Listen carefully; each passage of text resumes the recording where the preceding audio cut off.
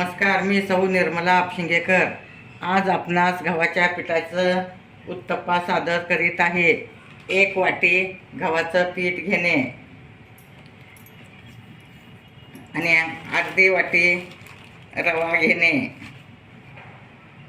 रवा घातल्यामुळे खुसखुशीत होतात आणि छान लागतात. आता 1 चमचा मी दही घालत आहे. दह्यामुळं त्याला खूप छान चव येते.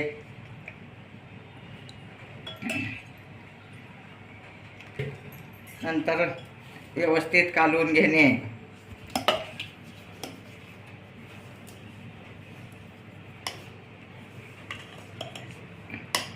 त्यात घालण्यासाठी थोडा अर्धा चमचा सोडा घेणे किंवा इनो घालू शकता.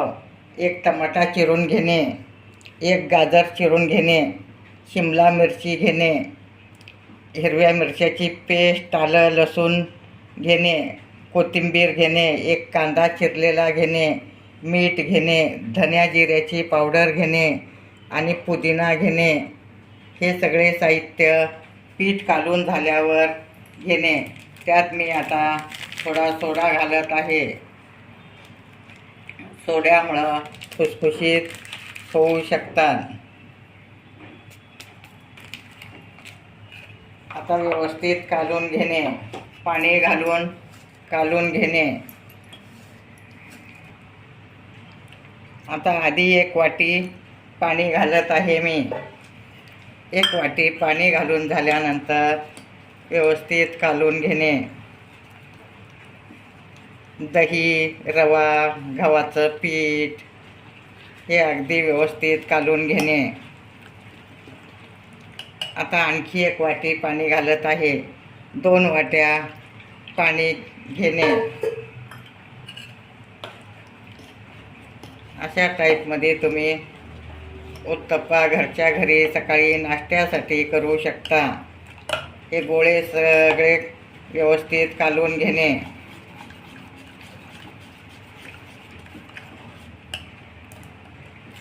त्यात तुम्ही लिंबू पिळू शकता, मुळा खिसून घालू शकता, पालक घालू शकता. अगदी पौष्टिक उत्तप्पा होतं. तुम्हाला जे आवडेल ते घालू शकता. आता यंत्राने आपण छान पीठ घालून घेणे.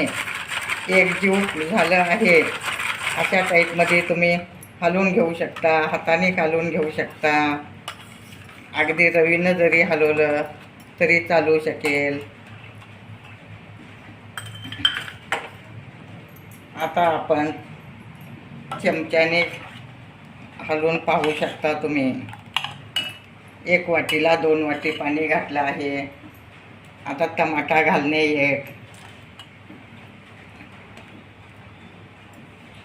पुदिना घालणे, गाजर घालणे खिसलेला, कांदा घालणे, कांदासुद्धा बारीक चिरून घेणे, कोथिंबीर घालणे आणि शिमला मिरची घालणे, हिरवी मिरची, आलं लसूण तिन्हीची पेस्ट आहे, चवीपुरतं मीठ घालणे,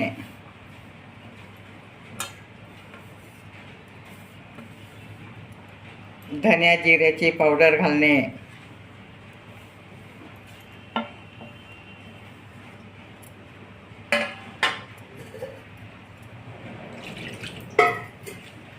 आणि लिंबू पिळणे. लिंबू पिळल्यामुळे खूप छान चव येते. अगदी खमंग उत्तप्पा होतं.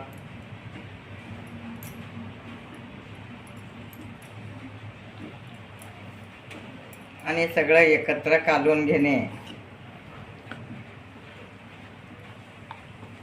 परत घट्ट वाटलं तर थोडं पाणी घालणे, पण आता बरोबरच आहे. आणि ह्याला 10 मिनटं आता झाकून ठेवणे.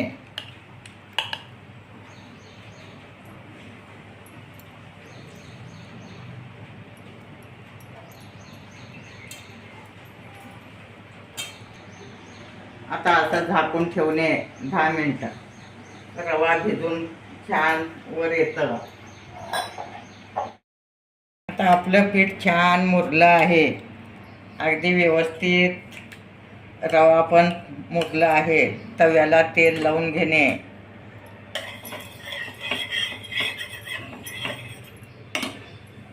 आता वर आपण उत्तप्पा घालणे.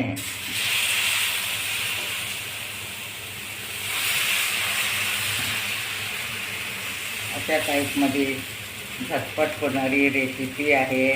गव्हाचं पीठ आपल्या घरी असतं, भाज्या पण असतात. अगदी व्यवस्थित करून घेणे.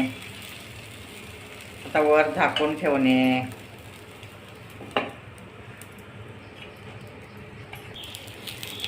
आता आपण उलटून घेत आहोत. वर तेल सोडणे.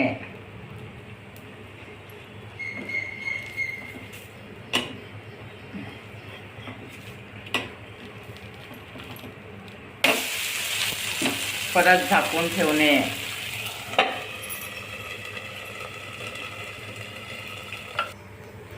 आता आपला उत्तप्पा झाला आहे. प्लेटमध्ये काढून घेणे. आता दुसरं घालत आहे.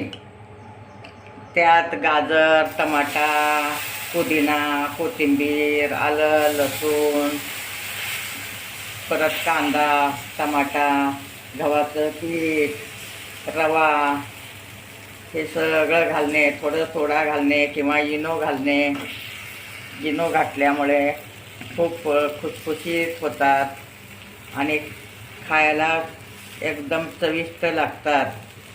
तुम्ही सुद्धा घरच्या घरी करून पाहू शकता. आता उलटून घेणे आणि वर झाकून ठेवणे.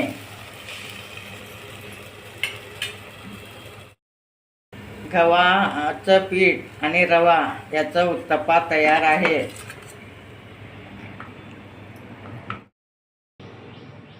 गव्हाचं पीठ आणि रवा याचा उत्तप्पा तयार आहे. माझे व्हिडिओ लाईक, शेअर, सबस्क्राईब करा. गरमागरम उत्तप्पा खावा.